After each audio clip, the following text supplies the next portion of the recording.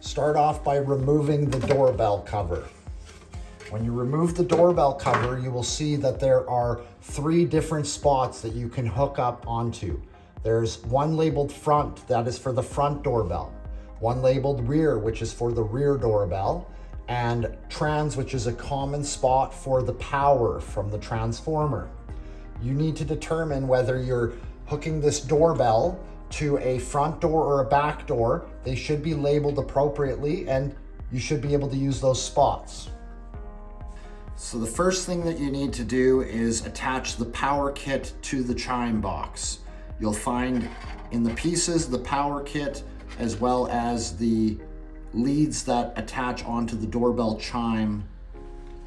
When you look at the power kit, there is a special way that this needs to attach. If you look at the connector, it goes only in one way. You'll insert that in, and it's ready to be put up onto the doorbell chime. Start off by loosening one of the screws. The leads on the power kit are not polarity sensitive, so it doesn't matter which lead goes on to the spot, but you need to place one of them onto the transformer spot marked trans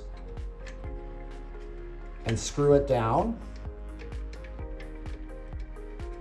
You'll then take the other lead, and if you're working on the front doorbell, you will hook that to the front doorbell location on this.